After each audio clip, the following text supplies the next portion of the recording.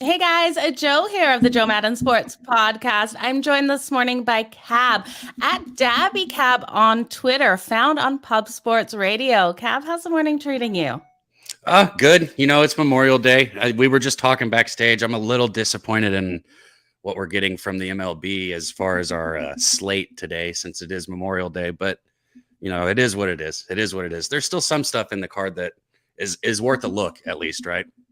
Absolutely. Well, happy Memorial Day to everyone out there. And I agree with you. Looking at the schedule, it was like, did they not expect fans to be watching today? Right. And some of the lines, man, it's like, I know on Jimmy's show, when he calls out like the line movement and stuff like that, when he does it on like Tuesdays through Fridays, not many people have been betting baseball. There are so few tickets in on some of these games. It's scary. I'm talking like numbers in like the low thousands. Crazy. And I'm just wondering, what's up, Moose? I'm just wondering if maybe we got some amateurs trying to bet baseball today that are messing with some of these lines or something too. Because like I was telling you backstage, some of these lines, the amount that they've moved overnight is not normal. No, not at all. Which game do you think is looking the weirdest out there for line movement? So the weirdest, I would have to say, and this is almost like I feel like it's a trap. I would have to say Tampa Bay. The most frustrating one is the St. Louis team total, or the St. Louis line, the total that's moved that I was talking about with you. That one's the most frustrating because it was my favorite play. The Tampa Bay line is, I mean, I don't understand it. Otto going for the Rangers, he's kind of a fade, right now. He's still getting, he's young, he's still getting comfortable. But with Drew on the mound on the other side, he's a very good pitcher. And the Rangers, maybe it's just recency bias because they've been putting up a whole bunch of runs. Like the Rangers have been scoring a bunch of runs lately. So maybe that's what it is, but they're still the Rangers, and everybody's going to get hot and cold. They're still the Rangers. I love that quote for sure. Yeah. Lots of love coming in for you from YouTube. Oh, so thanks everyone for checking it out. Let's look at that St. Louis Cardinals team total. What was happening there? Where's the movement come? Okay, so last night when it opened, and I had to laugh out loud because Moose said an auto fade, right? Like I missed that. Okay. Yeah, the play on words there. Yeah, auto is an auto fade. I agree. Yeah. So last night it was at 3.5, and I loved it.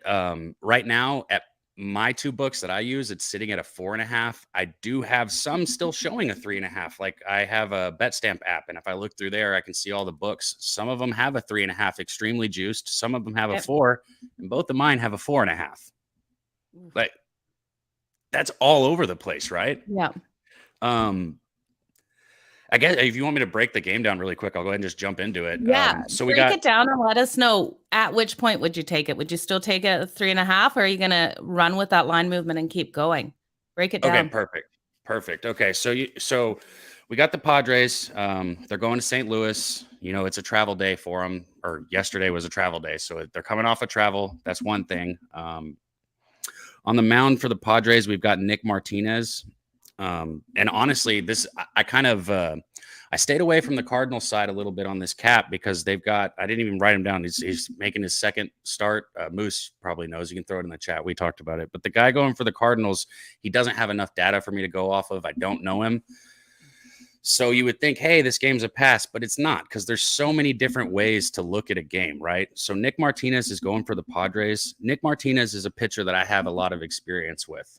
He was a Ranger before he went overseas for 3 years and then came back. For anybody who doesn't know, this is his first year back. Martinez was playing baseball overseas for the past 3 years, and he just got brought back. I don't know why. Look, like, I'm not trying to just like completely and totally bash on the guy, but as a career, he's 19-32 with a 4.69 ERA and a 1.44 WHIP. Hitters are hitting 275 off of him.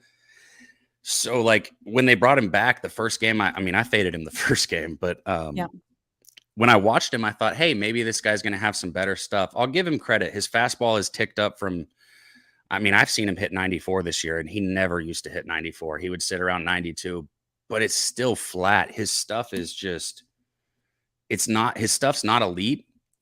And he walks too many people. So when you've got an average pitcher that doesn't have much movement, that walks a lot of people, and he's getting hit 279 off of, for me, that's a fade, especially when the books keep hanging these 7.5s and these 8 totals when he's on the mound. So the first thing I saw yesterday, I said, the total's at 7.5 and Nick Martinez is on the mound. What is the team total for the Cardinals? Literally, that was the first thought that I had. And so I find it's at 3.5, and I absolutely love it.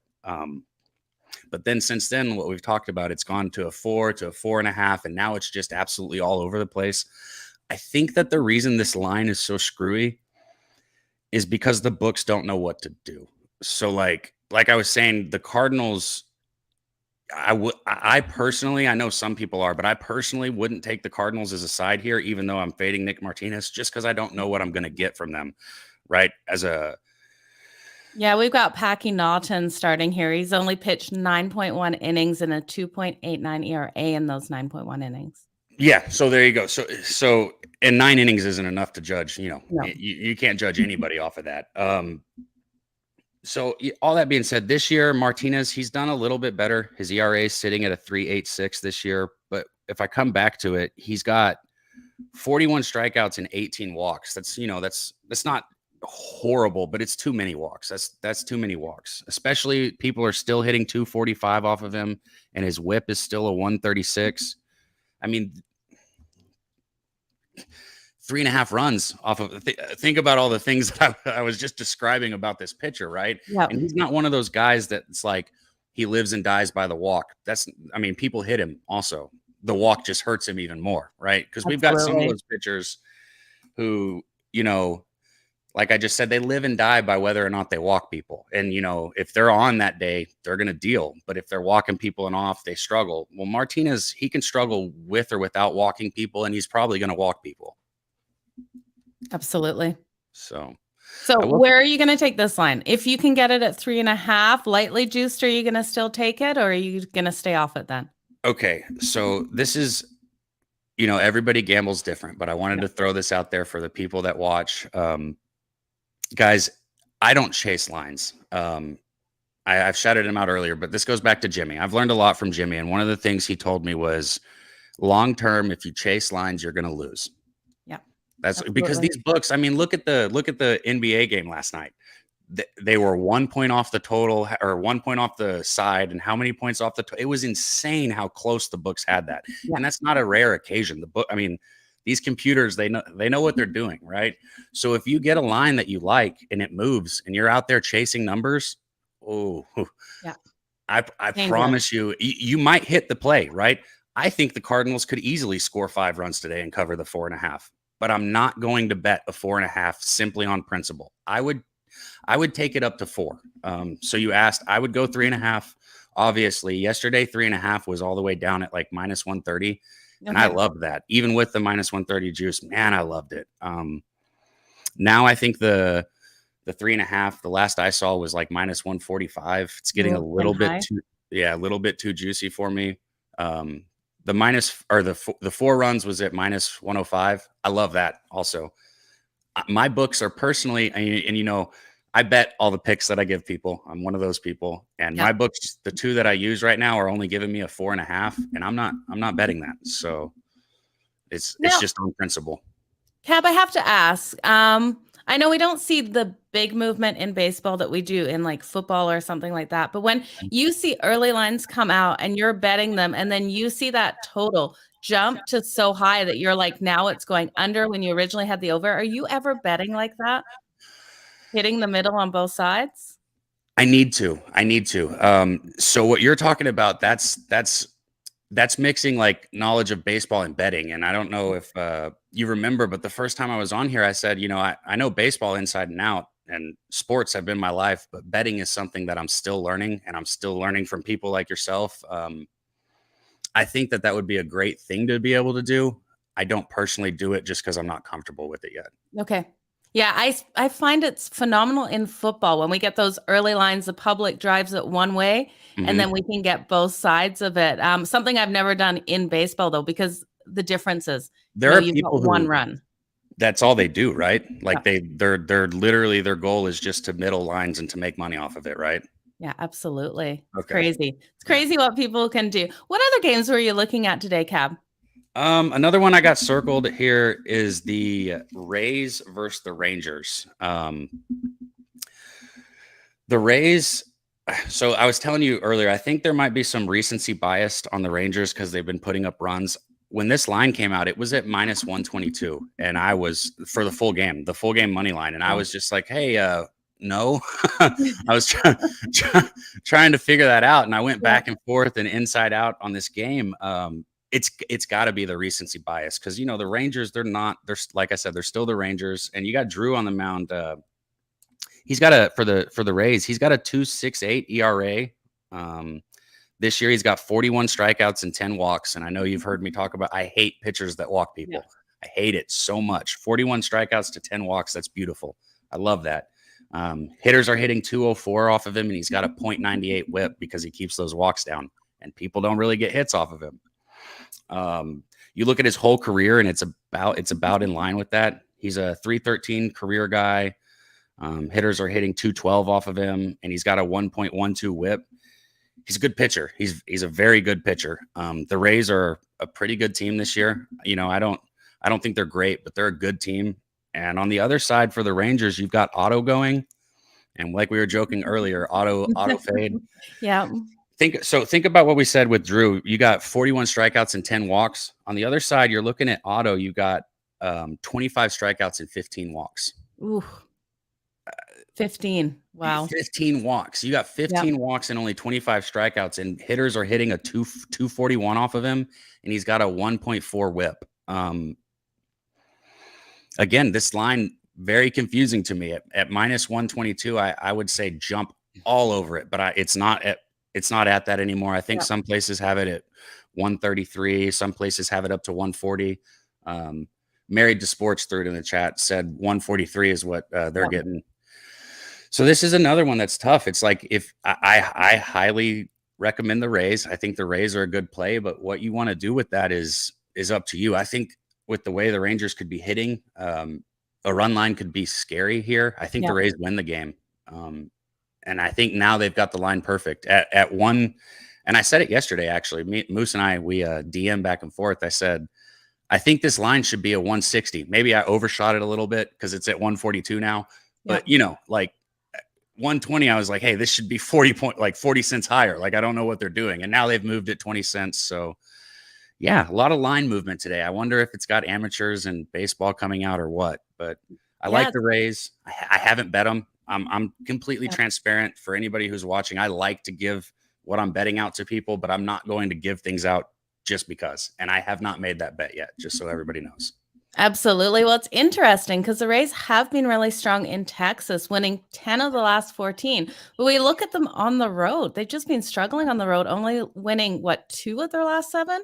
Yeah, they've been on a little, and and even at home, they were struggling a little bit lately. Their home record's a lot better for the season. But yeah, the rate, it's like I said, I think it's a recency bias on the line. But then all that money started coming in on the Rays, and the book said, oh shit, people aren't buying into this recency bias. Because baseball, it's streaky. Like, you're going to have teams that are the worst hitting team in baseball, and they're going to go for, 8-10 games where they're going to hit 300 as a team, drop bombs. And, and then the next week they're going to turn back into the same team that you knew they were. Like, absolutely. They will. Just how baseball is. Or like Ron Washington says, that's how baseball go. Yeah, for sure. We've got a question here. Any thoughts on the Astros today or the Red Sox? Astros playing the A's and the Red Sox coming in here playing Baltimore. So which Red Sox first? Let me pull up our lines because I like to be able to, when I have opinions on games if I look at it as a game, but then the line changes everything, right? It changes where I'm looking at the game. It changes everything. We got Rich Hill up for the Boston Red Sox. That's what I'm going to say. Rich Hill was one of those guys. Even though he's got a lot of starts this year, he's a bullpen guy. Let me think of how to say that. They knew he was a bullpen guy as they've been starting him. He's been doing good, so they're putting him out there. You're going to get 4 innings out of him, maybe. And Wells on the other side, this game right here, if you're looking Red Sox, I understand why. I I completely get it. The Orioles, on the flip side, the Orioles have been playing good baseball recently. My first thought on this game as I look towards the total, I would need to look into the weather and everything, but at 10 runs, High, do doesn't what? it? Does it seem high to you? It seems high to me. These Mhm. teams trend to that under playing each other. Yeah, so that's what I was getting at with that total. It's Yep. and this is I talk about recency bias a lot. The Red Sox have been hitting finally. I mean, Yeah. finally they've been hitting the ball. They were struggling so bad at the plate. And lately, they've been hitting. And the same thing with the Orioles. The Orioles, if you look at the Orioles last 5 games, they had 12. They've cooled off a little bit, but the 5 games before that, they put up over 5 runs in 4 out of 5 of them. So Yeah. they've cooled off. And that's the same thing I was just talking about. You'll get a team that'll hit 300 for a week and then they cool off. Well, that's the Orioles right now. The Red Sox on the other side, they're the team that I would worry about with that total. So now that we're talking it out, I would look into Orioles team total. That's what I'd probably look Ooh, into here. nice. If I could get an Orioles team total at 4.5, I mean, I'm gonna look more into that when we get off. Yep. Yeah. Okay. Well, stay tuned to your Twitter, I guess, then, Cab, hey? Yeah. There you go. There you go. For sure. And then we've got the Astros and the A's going at it. This is really interesting with Valdez up here for the Houston Astros and Blackburn for the A's. Blackburn, yep. The total's gone from 7 to 7.5 in this. Both these pitchers have strong ERAs, but these teams playing each other trend to that over. Might be something I look at the first 5 under, and then it could go over for the full game. Line moved from 7 to 7.5. Any thoughts on this one at all? Yeah. I hate to always. Well, I'm not going to go to a team here. I would look to the first 5 under also on this game. Blackburn, I mean, he's been an ace and a half for Oakland. I mean, he's their golden boy. Blackburn has been fantastic this year. Valdez, his last couple starts, I don't have the numbers pulled up in front of me, but he's been getting better. He's been pitching like Valdez does. So I'm a little surprised that the number went up from a 7 to 7.5, even with the way these teams score on each other. Houston, I keep coming back to these team totals. I don't know why I'm comfortable with these, but Houston hasn't put up more than 3 runs in their last 4 games, and they haven't faced Blackburn, right?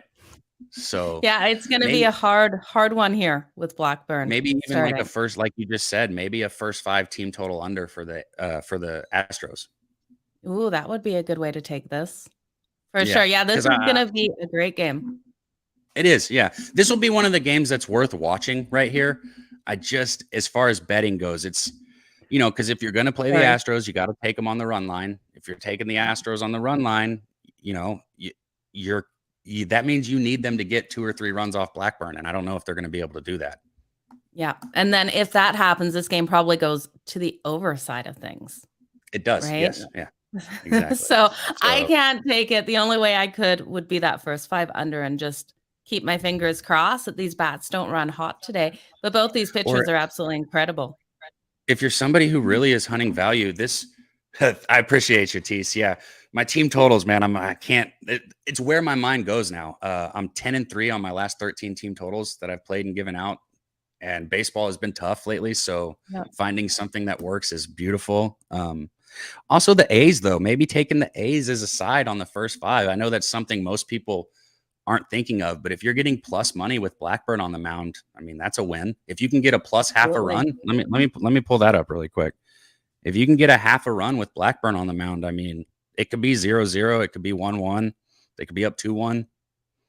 It's probably worth a sprinkle at this value with him starting. I mean, you're getting minus 105 for plus a half a run in the first 5 with Blackburn.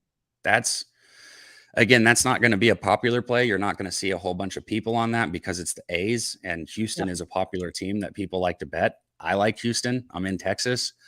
But if I was betting this game, I would take that half a run, the plus half a run in the first 5 with Oakland. That's the play that I would make. Okay. Would you sprinkle on that money line at plus 136 as well? Yeah.